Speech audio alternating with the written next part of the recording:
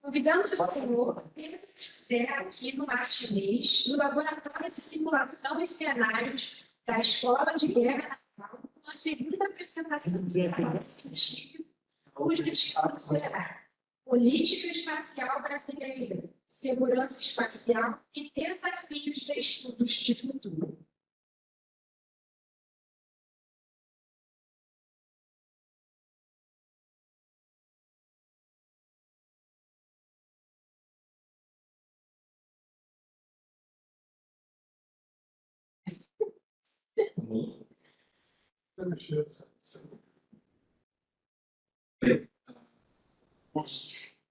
Queria saudar os organizadores do evento, queria saudar o X ali,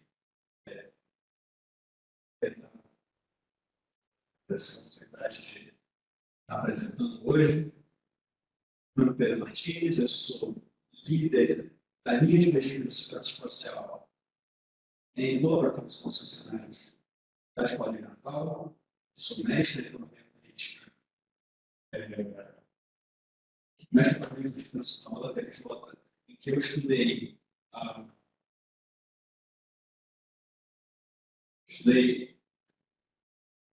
o processo pós-Guerra Fria da geopolítica dos Estados Unidos, principalmente no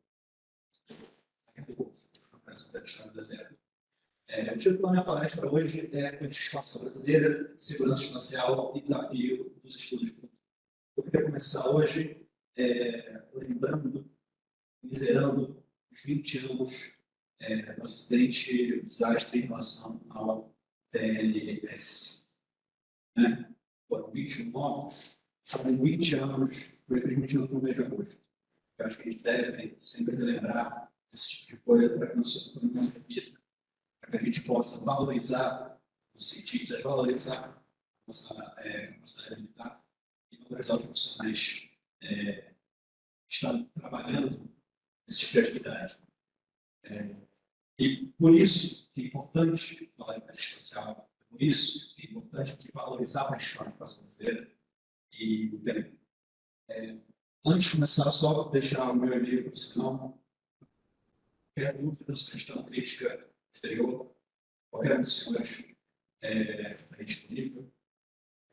A bibliografia, toda a apresentação também será só disponibilizada por e-mail.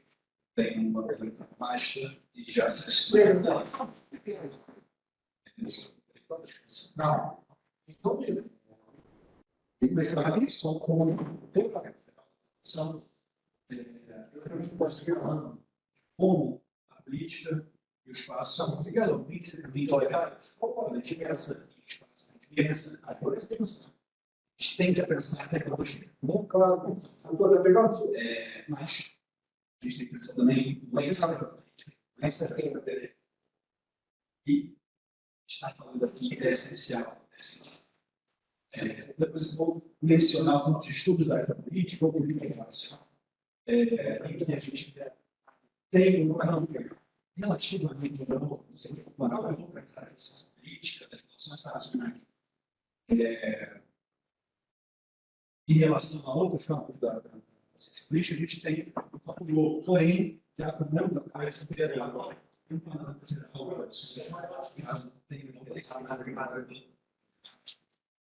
A política espacial do Brasil, a política brasileira, um dos aspectos gerais, e a nossa atividade no Laboratório de Simulação de Cenários da Engenharia para vocês. Trazer o que a gente tem feito, a gente tem feito bom, o que a gente tem dificuldade, de avanço, nossas conquistas e nossos projetos atuais.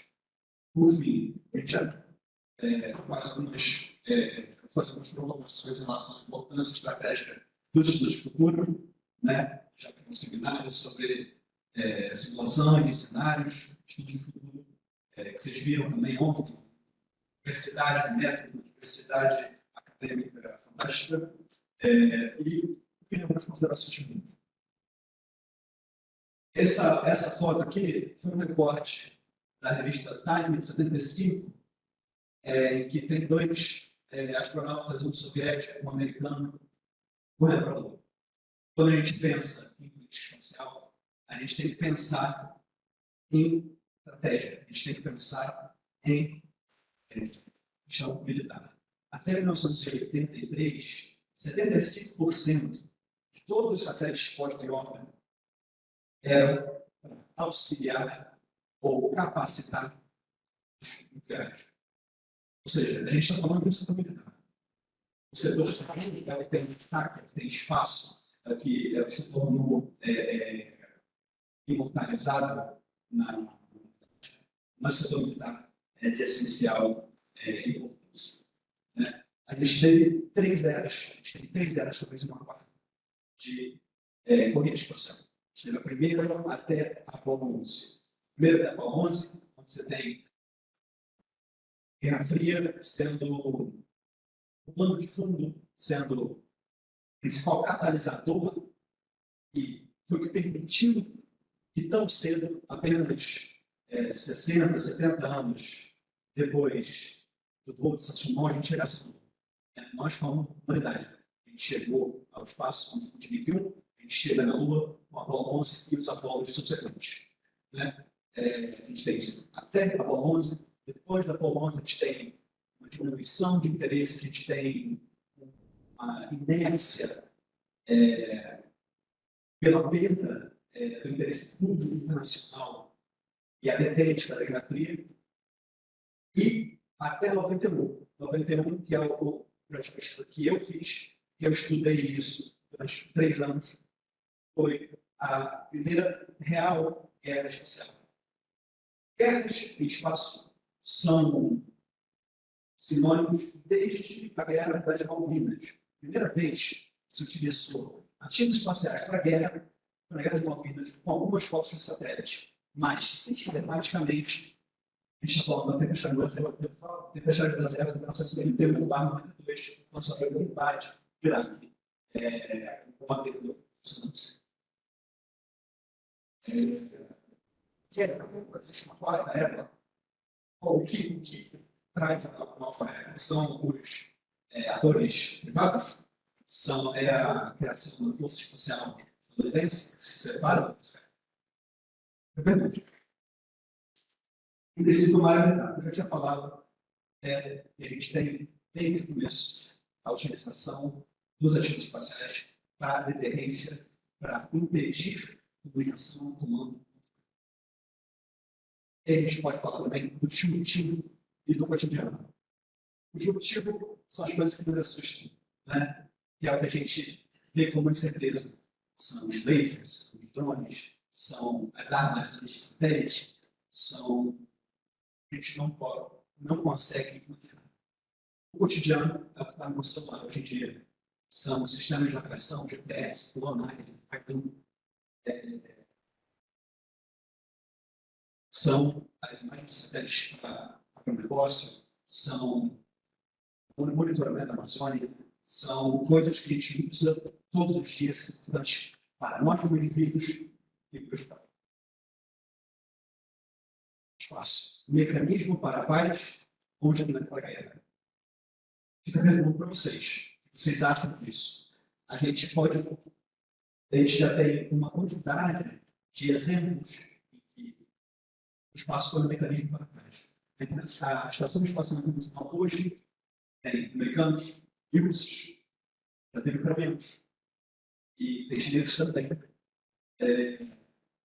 Isso é uma oportunidade para a gente cooperar, sentar e falar das nossas diferenças, apesar dos conflitos internacionais crescentes e assustadoramente presentes na nossa realidade internacional. Mas também são mecanismos para a guerra. São mecanismos para a guerra. E um dos principais deles foi a Strategic Defense Initiative do Ronald Reagan, que é a chamada Star Wars, que tentou, nos anos 80, quebrou a detente da Guerra Fria e tentou acabar com a paz nuclear, trazendo uma vantagem estratégica para os Estados Unidos. Não aconteceu, porque era muito caro. Não aconteceu, porque era uma loucura. Não aconteceu porque a paz nuclear da Guerra Fria se não tem até hoje. Esse é a capa do livro Astropolitics, Classical Geopolitics in the Space Age, de 2002, da Everton, que pensa de maneira sistemática na ciência política e na geopolítica a trazer debate sobre política espacial. A gente tem esse texto é um texto realista, e a gente tem diversos críticos posteriores e uma tradição posterior de estudos e debates, tanto teóricos quanto muito práticos, sobre a política espacial. A gente tem a primeira pergunta para fazer teoria de guerra espacial. Ela é mais próxima da teoria de guerra da Força Aérea ou da Marinha? É mais o ar ou é mais o mar? A gente tem opiniões diversas. Por exemplo, o Kleinberg, ele aponta em que a gente tem rotas comuns como o mar, mas a gente também tem questões de acesso, questões de deterrência, questões de negar acesso, negar espaço. Então, é um debate que está em construção. E para a gente tem duas revistas, Astropolitics e Space Policy. Recomendo que vocês olhem, se vocês tiverem interesse. Vocês olhem e analisem, porque esse é o debate mais prolífico na ciência política hoje, de política espacial. A gente tem textos oficiais da Agência de Espacial Brasileira, da Agência Europeia, NASA, da Agência Russa, Agência Japonesa, etc. A gente tem diversas maneiras oficiais de se comunicar com essas agências, de falar academicamente com elas. E, por fim, algumas contribuições brasileiras. A gente tem a Sociedade Brasileira de Ciência Espacial, a gente tem o texto do Conselho FIB, a gente tem o professor Batista, que já participou diversas vezes das conferências da ONU. E aí a gente tem um problema em relação, como eu mencionei, um problema em relação à legalidade. Você pode até depois falar um pouco melhor sobre isso, em que a gente tem um problema em relação a tratados. O primeiro tratado foi em 1967, em que a gente delimitou, olha, o espaço é para o bem da humanidade, deve ser para o bem da humanidade. Mas a gente não foi muito além disso. Teve um tratado posterior, que é chamado Moon Treaty, que é o Tratado da Lua, em que a gente fala, olha, não podemos explorar de maneira comercial e unicamente apenas para empresas, sem passar pelos estados, e aí, Estados Unidos, Rússia, China, nossa, está valendo, mas os players reais, nossa, inclusive o Brasil, nossa. Então, a partir daí, o debate foi um pouco interditado. Então, o espaço se torna uma terra com muito pouca, não é sem lei, mas com muito pouca lei. Isso não é, em comparação com o mar, não é isso. Deixa eu passar por aqui. Eu não vou me prolongar sobre uma coisa que vocês provavelmente já estudaram, já tem algum conhecimento sobre, mas eu vou voltar a uma questão interessante, em que a gente tem uma posição geográfica estratégica. Falta a gente ter a nossa base de Alcântara, nos permite lançar veículos, lançar satélites com muito menor gasto em combustível. Por que os Estados Unidos lançam os seus satélites em Cabo Camarão, ou seja, no sul da Flórida, para ficar mais perto da linha do Equador? Quanto mais perto da linha do Equador, menos combustível, até 30% menos combustível. Então, é interessante que a gente proteja e valorize a nossa base de Alcântara, e é por isso que a Europa faz toda a questão de manter a Guiana sob a posse da França. Todas as os lançamentos da Agência Europeia são na linha francesa. Por quê? Próximo da linha do necessidade do Estado brasileiro. A gente tem um setor de agroindústria que nos permite ter divisas, ter dólar, ter reservas, é essencial para o Estado brasileiro. Como a gente consegue controlar isso? Como a gente consegue delimitar, entender, planejar e atuar de maneira estratégica? O espaço nos ajuda a negociar isso. Nos ajuda a compreender e atuar, tomar decisões. nós somos uma potência regional. Em 2002, tem um de política espacial dos Estados Unidos que nos põe na mesma altura, mesmo nível de avanço tecnológico. E aí, 20 anos depois, a gente teve um acidente, os nossos recursos começaram a cair, e aí a gente acabou de chegar ao lado fundo da Lua, né? Né? Então, a gente tem a potência, tem a capacidade de ser uma potência média, tem a capacidade de atuar de maneira protagonista no espaço, mas nos falta recurso, nos falta momento político. E, bem, vou apresentar para vocês o que a gente tem feito até agora, como acadêmicos, auxiliar e atualizar o debate público de ciência política e de relações internacionais sobre isso. A gente tem na linha de pesquisa espacial, somos 15 pessoas, com o comando sênior Batista. A gente tem o LSC, é um programa de mais de 150 pesquisadores, somos apenas uma linha de pesquisa. A gente está na Escola de Naval, a gente está num grupo de pesquisa dentro da base de dados da CAPES e dentro do laboratório de ciência.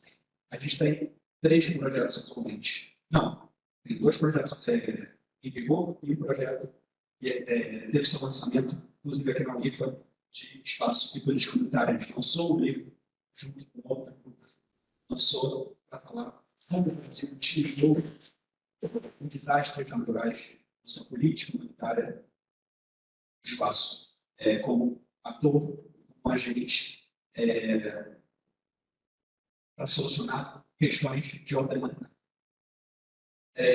A gente também tem geopolítica espacial naval, um estudo comparado entre Índia e China. A gente utilizou essa inter-relação entre política espacial naval, ou seja, quais são os satélites, quais são os sistemas, quais são os softwares que auxiliam diretamente hoje China e Índia no seu conflito do Mar Sul da China, no seu conflito com o Oceano Índico, e a gente fez um estudo comparado e vai publicar isso provavelmente ano que vem. E hoje, nosso principal estamos fazendo reuniões semanais, são cenários para a política espacial brasileira. A gente vai usar mais o Delphi. O método Delphi é o método que a gente busca consenso entre especialistas. Porém, a gente vai não só ver os consensos entre especialistas, através de formulários, mas sim entender os wildcards, entender os coringas, entender o que pode acontecer e o que só um previu, o que só um imaginou. Né? É importante frisar que a criação de cenários não existe o erro. Claro que existe o erro. Porém, o erro, aquela coisa, aquela ideia que todo mundo fala, não vai acontecer, às vezes vai acontecer. E nos dá ideias melhores, cria ligações mentais para a gente criar cenários cada vez melhores. A gente está atualmente fazendo e terminando o formulário do Delphi para a gente publicar no final do ano que vem, em 2025. Nossas áreas são relações internacionais, defesa de estudos estratégicos, direito aeronáutico espacial, economia política internacional, nós temos civis de diversas atuam para estudar de maneira voluntária, nós somos pesquisadores voluntários no SC, para produzir e contribuir para o debate sobre a política espacial do Brasil. Esse é o livro que a gente publicou aqui, faz um pouco mais de essa esqueci, a gente fala sobre, vai ter um capítulo sobre política espacial no Brasil. A gente tem publicações recorrentes sobre o nome da defesa e segurança espacial, mulher, e a gente faz cenários, a gente faz publicações recorrentes, além de projetos sementes futuros de defesa, que foram mencionados no nome, a gente faz, para além disso, cenários só de defesa espacial, recorrentemente na nossa página do LinkedIn. E é um orgulho prazer divulgar isso para vocês. E o alcance muito bom. Enfim, Acho que tudo muito bom. A gente tem só algumas preocupações, já que a gente está falando muito do cenário, muito de estudos. Estudos futuros são ciência? Sim ou não? Sim e não. Porque ciência se faz como dados confiáveis, dados replicáveis, dados compreensíveis. Futuro não para dado. Né? Mas a gente utiliza a metodologia, a gente utiliza a sistemática de estudos da ciência humana, para aplicar o que nós sabemos, aplicar de maneira confiável, o maior nível que vai ser possível nesse sentido. Cenários de previsões? Sim. Cenários que são processos mentais e criativos de criação de possibilidades. Quanto mais bonito, maior a probabilidade, maior a certeza. Cenários podem ser repetidos? Não. Porque a gente está falando e por si só, algo não dá. A gente pode ter posto em algum cenário, pandemia da Covid-19, pandemia de vírus respiratório. Porém, quando é que isso aconteceu? Eu não sabia. A gente tem que estar preparado. Quanto mais grave e mais relevante o cenário, mais preparado a gente tem que estar. Como o dado desconhecido. É o que a gente está fazendo aqui. A gente está estudando estudo sistemático, dados confiáveis, simulações, cenários, a produção de conhecimento, o debate, é o brainstorming. Como diferenciar um estudo do cenário e tem dados passados? Um bom exercício que eu gosto de fazer é pensar a partir do passado. Ou seja, se eu quero pensar como vai ser a política daqui a 20 anos, eu posso pensar como 20 anos atrás, como eu pensaria que eu seria hoje. Então, em 2003, a gente não tinha SpaceX, a gente não tinha Blue Origin, a gente não tinha recursos for Summer. Não quer dizer que coisas novas vão e devem acontecer daqui a 20 anos. Cabe a gente participar disso. Bem, esse foi um debate bem amplo, bem introdutório que a gente tem feito na IGN, com diversos colegas, feito publicações, a gente está aberto ao debate, aberto ao intercâmbio de ideias entre instituições, e é um prazer aqui com vocês hoje. Eu agradeço o reforço, o meu e-mail e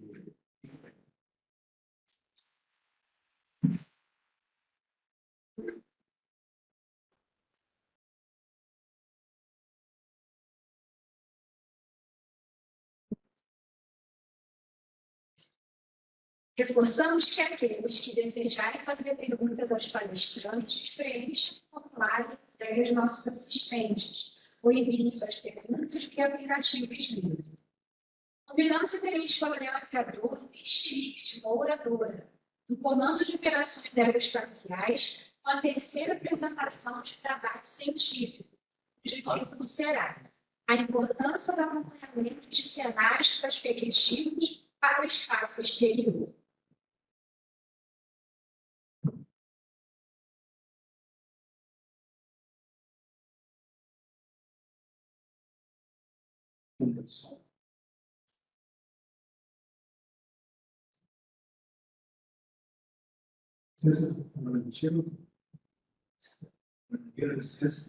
Gostaria de agradecer ao Coronel Nogueira, toda a equipe de coordenação, Tenente Luana, por esse maravilhoso evento. Gostaria de agradecer ao Brigadeiro Flávio pelo convite e o Tenente Brigadeiro Montenegro, o Brigadeiro também, e o Brigadeiro Rodrigo, meu chefe, por autorizar a minha vinda. Como o professor Pedro falou antes da minha apresentação, fiz uma homenagem sincera e muito justa ao VNE. Para notícias boas, eu não consegui participar ontem do evento, porque ministramos aula lá no Centro de Operações Espaciais a um grupo grande do CENIPA, que é o curso de investigação de ocorrências espaciais. E esse curso vai formar pessoas para trabalhar diariamente para evitar acidentes, tanto em centros de lançamento como em centros de controle. Então, a gente tem boas notícias aí para 2024, estamos em grande expansão e esse curso vem muito a melhorar as operações da participação. Eu sou o salvador do Petróleo 99, salvei o Coronel Cássio e a turma que assistiu a conosco. Fiz o curso de guerra eletrônica no ITA, fechado guerra eletrônica no ITA em 2008, 2009, e fiz um pequeno curso, depois trabalhei numa empresa francesa, na Thales Alenia Space, desenhando, construindo, testando e lançando um satélite geoestacionário de defesa e comunicações estratégicas, que a professora Inês apresentou aqui para a gente na parte da manhã. Esse satélite distribui internet toda larga e faz o apoio a operações militares com comunicações seguras da banda X. Comigo lá na França tinha dois capitães, o capitão Silveira e o capitão Rafael, estavam comigo lá na França nessa parte de desenvolvimento e teste de lançamento da SDC. O capitão Rafael trabalha comigo na parte de engenharia dos satélites. A gente controla constantemente satélites, hoje por volta de 5 horas, e vai controlar aí para conseguir o apontamento dele toda a região do comando do Brasil e essa parte de distribuição da internet. Hoje é muito complicado a gente imaginar um emprego militar sem a parte espacial. E essa apresentação eu vou passar por todos os produtos, todos os serviços que o espaço presta à parte militar. E o espaço ele não é um ambiente gostoso, um ambiente agradável. Ele é um ambiente muito difícil de se operar. As temperaturas do espaço variam abruptamente de menos 100 a 65 graus Celsius. Nesse caso, o satélite já estacionado nas defesas de comunicações estratégicas, para a TDC. E no nosso caso, do nosso satélite de sensoramento remoto, é o satélite Elessônia, ele começou as operações recentemente. Ele passa em cima do Brasil, imagens da tecnologia SAR, e a temperatura dele chega em menos 65 até 175 graus. Toda vez que ele gira em volta da Terra, ele entra num período de sombra e sol. E ele tem que aguentar essas variações abruptas. Então, o espaço é um ambiente bastante ruim de se operar. E hoje ele é um ambiente constante disputa. Os locais, as posições espaciais são importantes para ter serviço. Então, o espaço é considerado hoje um ambiente congestionado, competitivo e contestado.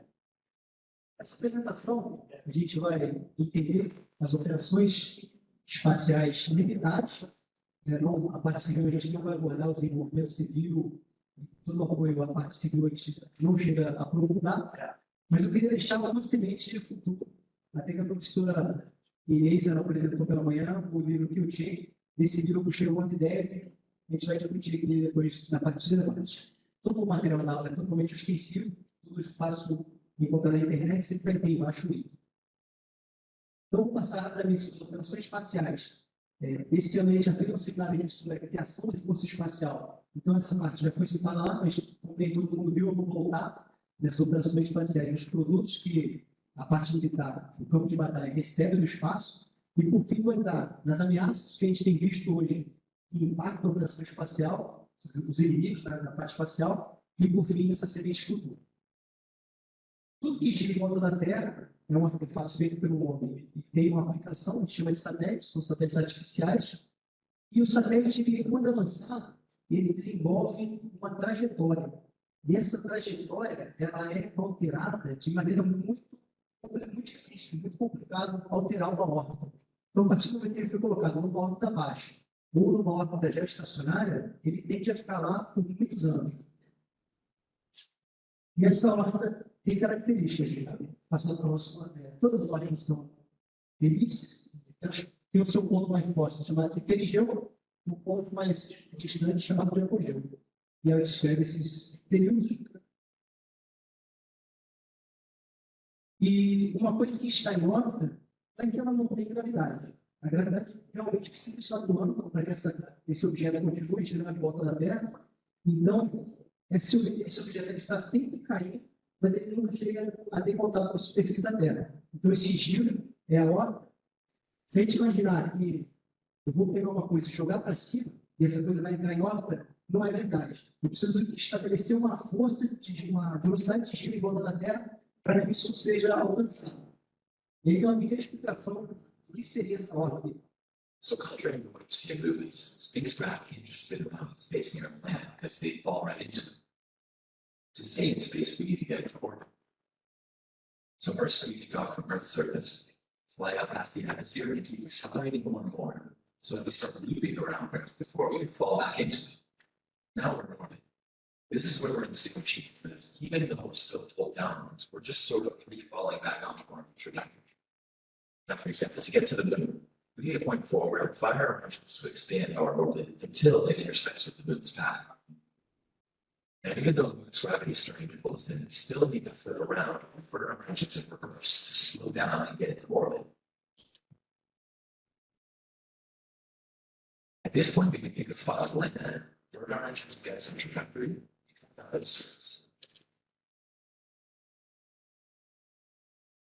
Também interessante, se a gente tiver dois objetos em órbita na Terra, se eu acelerar um em direção ao outro, eu estou aumentando a velocidade de giro. E eu vou subir para órbitas mais longe. E eu acabo não chegando. O objeto nunca chega no outro. Eu preciso diminuir a velocidade para ele começar a girar mais baixo e subir. Então, os movimentos da órbita são totalmente contrários à nossa dimensão. E aí, eu preciso usar sempre computadores para fazer esses cálculos. Existe, como a professora Inês disse, uma parte de armamentização do espaço e a militarização do espaço. A armamentização é o espaço contra o espaço, satélite contra satélite, e a gente coloca armas no espaço, e isso ainda está muito longe, mesmo para os países mais desenvolvidos, isso ainda não é uma realidade. O que a gente tem hoje é a militarização do espaço, onde a gente usa o espaço para prover esse serviço para quem está no campo de batalha. E o espaço é considerado largamente um novo meio, um novo domínio de emprego militar. Antigamente só tinha terra, o ar e o ar. Hoje o espaço cibernético são consensos que são locais de conflito. Quando o militar americano ele pisa no solo, no local isolado, para apoiar e empregar militarmente uma tropa de 9 militares, ele é apoiado por cerca de 161 satélites. São satélites de comunicação, satélites de acionamento remoto e satélites que mostram a posição dele, que a gente chama comumente de GPS, tecnologia de INSS.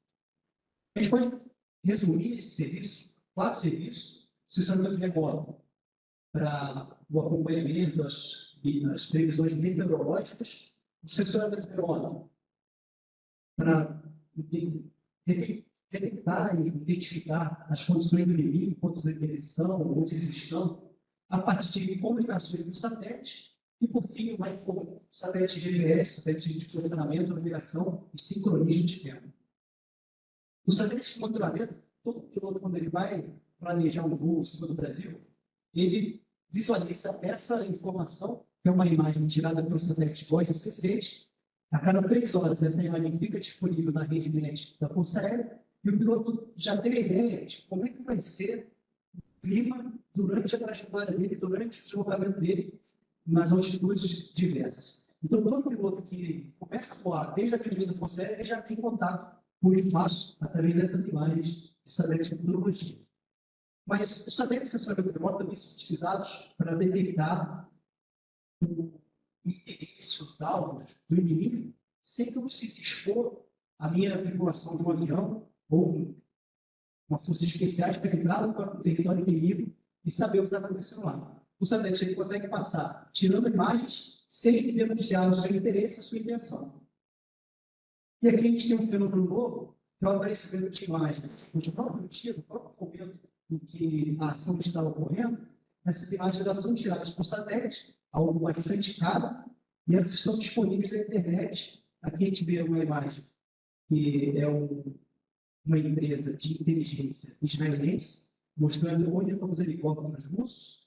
E aqui, uma imagem de uma empresa americana mostrando onde estão os carros de combate russos durante o conflito Ucrânia-Rússia. Então, esse objeto é uma imagem, uma informação muito clara, E hoje os países estão deixando isso à disposição na internet, que a gente entende o impacto psicológico disso na cabeça dos seus cidadãos, dos seus concorrentes das Forças Armadas.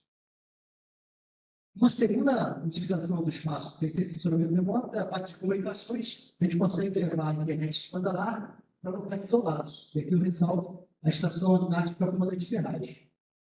Então, a gente consegue, através do satélite Amazonas 3, levar uma internet de banda larga lá, os pesquisadores trabalham de lá para os espectadores oferecendo. As comunicações elas podem ser de forma estratégica, onde eu tenho grandes antenas e satélites também muito grandes para oferecer informação, mas também de forma tática. Eu tenho aqui o ressalto da constelação em Rio, são 67 satélites em volta da Terra, provendo informação, e eu consigo um pequeno objeto de 4 quilos fazer uma comunicação breve, às vezes uma frase, uma conversa pequena, a um preço muito mais caro, mas é possível ter essa comunicação tática. E atualmente, o satélite está sendo uma grande fonte de comunicação de comando e controle para o deslocamento de uma aeronave remotamente pilotada. Então, enquanto a aeronave remotamente pilotada ela está próxima ao centro de comando e controle dela, até 50, 70, 80 quilômetros, é possível eu fazer o comando e controle miniaturizado. Mas a partir de 70, 80 quilômetros, eu preciso de um satélite para estabelecer essa ligação. E eu consigo, de Santa Maria, controlar o satélite que está girando lá no meio da Amazônia e consigo operar de muito longe. Então, o satélite possibilita de drones e locais isolados. E, por fim, a parte de posicionamento da navegação sincronífica, normalmente a gente chama de GPS, mas, na verdade, são sistemas de GNSS, eles já são de domínio das principais potências do mundo. Então, o americano é o GPS, o russo é o FLONASS, o Peru é o chinês, o Galileu é o europeu, o Ascente é o japonês, o Navi é o indiano. Então, quase todos os países do mundo têm, e o Brasil já está com planos para fazer o seu GPS nacional. Entrando na parte de ameaças, eu usei como referência esses 3 documentos, e ressalto esse documento chama Security in Space, onde ele aponta o que tem de perigos hoje nas órbitas da Terra. Eles dividem em 4 grandes ameaças. Ameaças cinéticas, são objetos lançados contra satélites. Ameaças não cinéticas, que envolvem ataques diversos. Ataque eletrônico e ataque cibernético, a gente vai passar por cada um deles agora. O ataque cinético são armas anti-satélite que podem ser lançadas da superfície da Terra ou satélite contra satélite. Ou então o ataque destruído pelo próprio centro de controle do satélite. Em dezembro de 2021, a revista Air Force Magazine fez uma matéria especial porque os russos, em 2021, resolveram explodir o seu próprio satélite. É o satélite Cosmos 1408, mas não era a primeira vez que isso acontecia. Ataques de mísseis contra satélites vêm acontecendo ao longo dos anos. O primeiro aconteceu em 1985, feito de uma aeronave que lançou isso contra o satélite, foi o próprio americano que fez esse ataque. Aqui são os principais mísseis que são utilizados como arma de satélite, o global russo, a SN-3 americano, o chinês e o indiano. E se a gente pegar a história de lançamentos de satélites, a gente tem que, no início da década de 60, 70, muita utilização de mísseis anti-satélites por parte dos americanos, e a Rússia vem acompanhando, a Rússia continua fazendo isso até hoje. Aqui em 2019, a gente tem um teste indiano, e a China também começou a realizar esse tipo de teste. Então, as cinéticas, mísseis contra satélites, são uma realidade há muitos anos. E é algo que aumenta muito a quantidade de detritos e faz com que um operador espacial precise manobrar mais vezes o seu satélite para manter a sua órbita. A gente tem uma aproximação duvidosa, um objeto que se aproxima de um satélite real, girando em volta da Terra, e sem motivo nenhum permanece ali naquela posição, sem oferecer nenhum serviço, como se fosse um serviço de espionagem. Ele fica girando em volta daquele satélite. Isso aconteceu com códigos 2542 e 2543. Esses satélites eles foram lançados, ficaram acompanhando o satélite americano durante um tempo, e aí isso gerou uma certa reclamação americana, mas o satélite americano também era um satélite espião.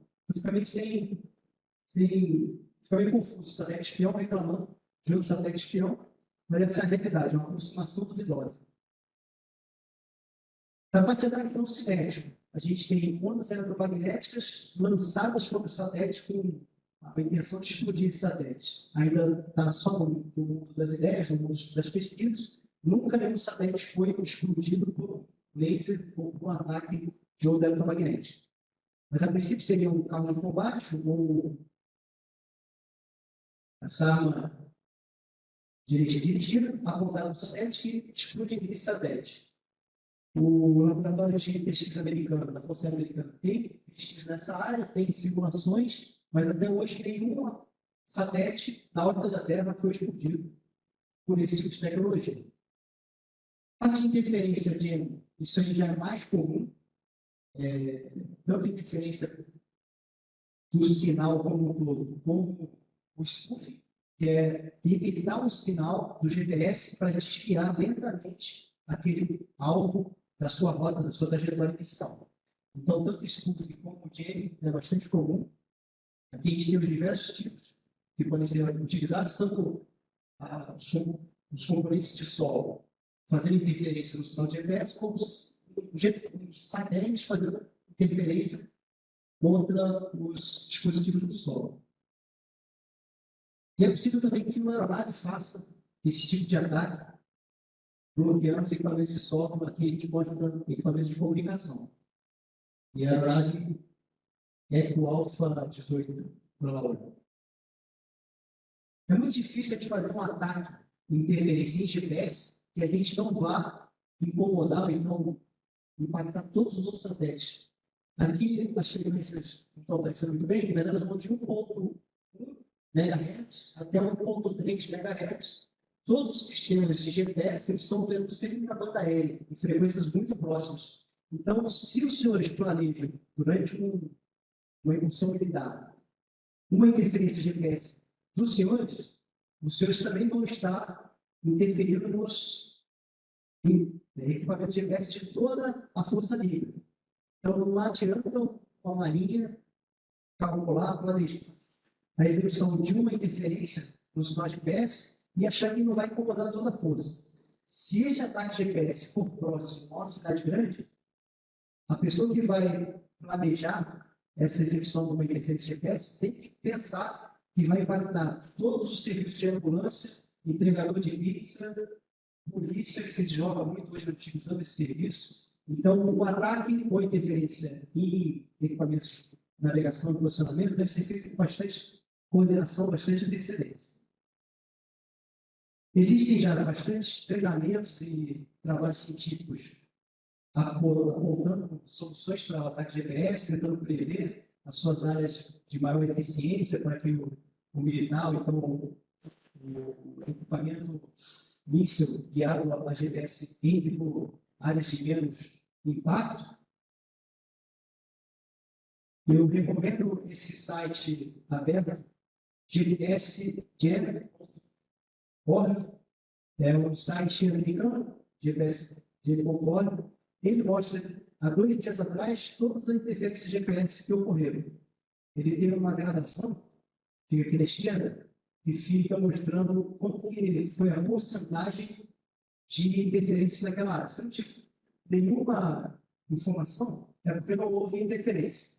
Se a interferência foi de 0 a 2, aparece em verde. De 2 a 10, aparece amarelo. E mais de 10% de sinal interferidor naquela região, aí aparece vermelho.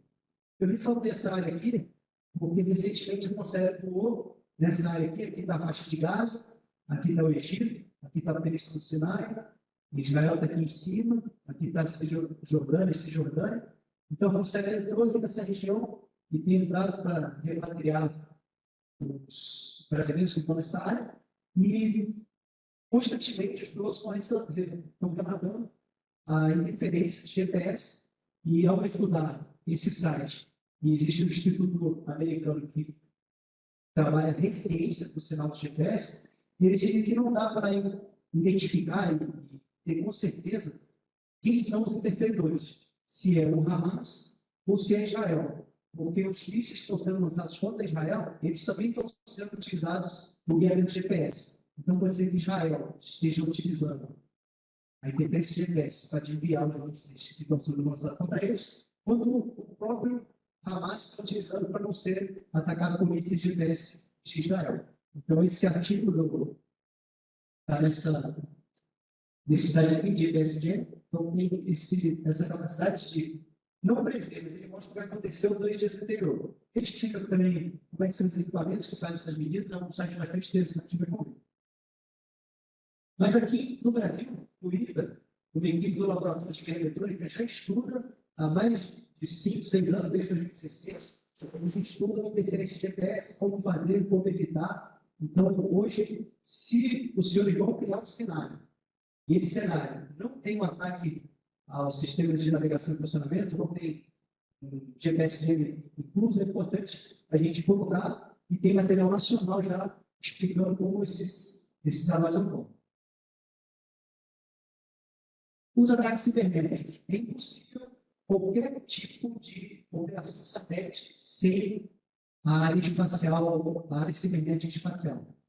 Os computadores, tanto a bordo de satélites, quanto que controlam os satélites no solo, são altamente dependentes de linha de comunicação, de atualizações, de usuários e senhas. Então, o que os senhores imaginam de mais simples, dos computadores, na parte doméstica de casa, da rede de computadores que os senhores têm em casa com Wi-Fi, são os mesmos princípios que regem as grandes constelações satélites. Então, é necessário estabelecer um bom firewall, um bom controle de pacotes dentro da rede. Então, todo esse trabalho é feito constantemente em cima de controle para evitar que eles sejam atacados.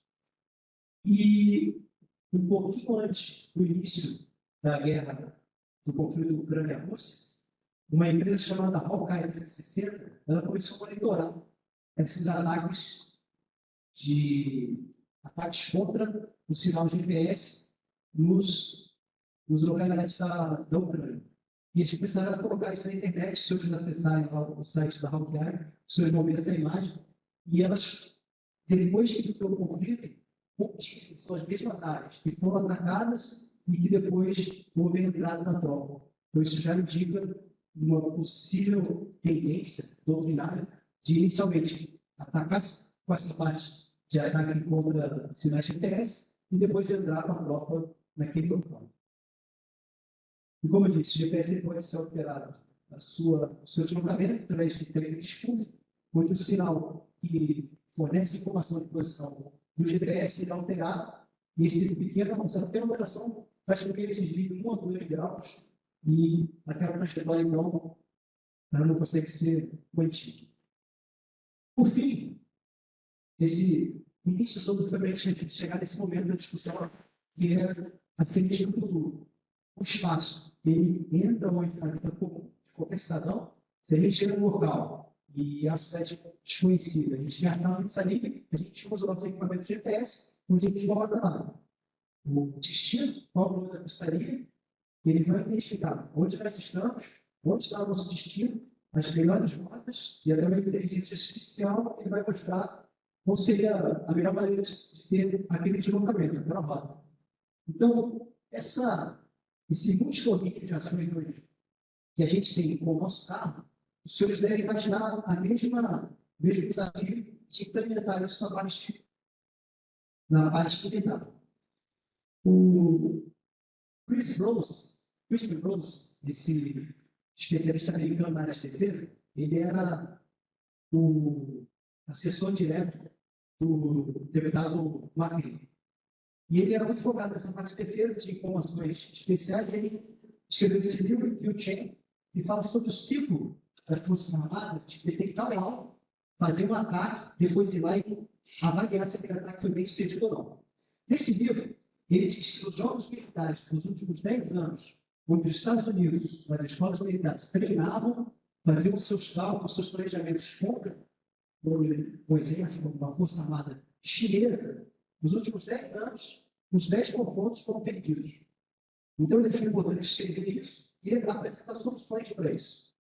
E aí ele coloca essas soluções ele elenca quais as tecnologias que precisam ser desenvolvidas para que os Estados Unidos tivessem a vitória em cima da China. No ressalto de cada segunda inteligência artificial, onde até para ele explicar para o povo americano que é importante juntar os assuntos militar e inteligência artificial, para ele é um assunto sensível, porque numa pesquisa americana, eles chegaram à conclusão que 30% dos americanos achavam que poderia juntar os dois assuntos, militar e inteligência artificial, eram assuntos compatíveis. Mas 70% ou tinha dúvida ou era realmente contrário a utilizar esses dois assuntos na mesma frase, inteligência artificial e militar. Eles não deveriam nunca serem misturados. Só que os inimigos americanos não fazem assim. Eles desenvolvem tecnologias utilizando inteligência artificial para identificar e, às vezes, subir esse tipo de discussão. Então, essas tecnologias, elas não são finalísticas, mas a combinação delas, inclusive, gera um benefício, uma eficiência, uma melhora de eficácia, e elas devem ser exploradas. Então, são armas cibernéticas, inteligência artificial, machine learning, tecnologia hipersônica, armas usando a tecnologia 5G, foi o que o professor Ailete apresentou para a gente, tecnologias espaciais, armas usando computação quântica, enxame de drones e armas de energia dirigida. O ressalto que a gente, juntando, por exemplo, inteligência artificial, tecnologia 5G e tecnologia espacial, se a gente for aplicar isso contra o problema de transporte individual, é um número. Então, há muito tempo existia a tecnologia de pés, há muito tempo existia a necessidade da gente levantar a mão com o carro parar e a gente entrar para ser deslocado de um ponto a outro, mas essas tecnologias só se juntar quando alguém percebeu a necessidade de criar esses serviços móveis pelo Uber, o 99, mas são tecnologias muito formidas, onde a gente tem um satélite dizendo onde está o carro, um satélite dizendo onde está o usuário, um destino e um origem. E as melhores rotas e quem vai atender quem são os direcionados por inteligência artificial. Então, muitos outros problemas que a gente tem que poderiam ser solucionados por uma dessas tecnologias que eu citei anteriormente. Então, a gente tem que hoje buscar amplamente discussões no nosso campo de batalha, porque de cada opinião e cada ideia nova, e tentar aplicar e filtrar o que seria ideia nova ou ruim. O Christian Rose quer apresentar também a dificuldade dos Estados Unidos em colocar dinheiro em inovação. Grandes empresas têm vão de 5% a 10% do seu recurso para a inovação. E as forças armadas americanas colocam menos de 1%. E eu nunca fiz esse cálculo para as forças armadas brasileiras, mas a gente tem que estar muito atento a colocar atenção em inovação. Ele coloca também a dificuldade dos nossos líderes militares, os líderes militares americanos, lidar com startups. Eles sempre esperam que as ideias boas venham de grandes empresas, grandes corporações, e são corporações dinossauros, muito antigas. Então, ele suscita a criação de cursos que preparem os líderes americanos, militares, a lidar com startups e ideias novas. Então, esse é o livro que o Champion do qual vai morrer. Mas nada daquelas tecnologias, elas funcionam sem uma rede robusta. Então, a guerra cibernética continua sendo um domínio que perpassa todos os outros domínios e todas as tecnologias usadas têm essa rede robusta de tecnologia. Então, senhores, a gente apresentou rapidamente o que são as operações espaciais. É muito importante todos conhecerem e entenderem o que é a órbita. A órbita é o terreno de combate, então seria o oceano para navegar, ou seriam essas órbitas. A gente não consegue alterar muito uma órbita e outra. As órbitas, depois que o foguete deixa o satélite naquela posição, dificilmente ele sai daquela posição. A gente viu a diferença entre armamentizar o espaço e militarizar o espaço. Eu explorei bastante a militarização, onde a gente tem 4 produtos. Na verdade, a gente pode resumir em 3, que é o sensor remoto, satélite de comunicação e as tecnologias de navegação, posicionamento e sincronia de relógio. O Brasil já está bem forte na parte de comunicação e sensor remoto e carece ainda do GPS brasileiro, sistema de posicionamento e navegação sincronia de relógio brasileiro. E, por fim, nas ameaças, Hoje, com o cenário militar, quem que está contigo, interferência de GPS é muito comum. Eu deixei até os sites principais para a gente pesquisar e trabalhar resiliência na parte de GPS. E eu também de futuro, onde eu apresentei um livro que eu tinha, que fala sobre essa cadeia de detectar o alvo, identificá-lo, abatê-lo, neutralizá-lo, e depois avaliar se aquilo lá foi útil ou não. Então, esse livro que eu tinha, ele apresenta as tecnologias que devem ser exploradas no futuro para que um país possa ter sucesso contra o outro, tá? Mais particularmente no exemplo americano contra o chinês, e o quanto os líderes militares ainda precisam se esforçar, os líderes militares americanos, para entender novas ideias que vêm de startups de empresas mais jovens, vindo também de pesquisadores e pessoas mais jovens. Então, da minha parte é só, agradeço muito o convite, por acreditar no meu trabalho sempre, muito obrigado. E deixo a frase do conselho, onde fala sobre o universo. Né? Somos uma maneira do cosmos se conhecer. Eu acredito muito que tem muitos mistérios ainda, a humanidade tem muito a caminhar, muito a se desenvolver, e o universo tem para isso. Muito obrigado. É isso.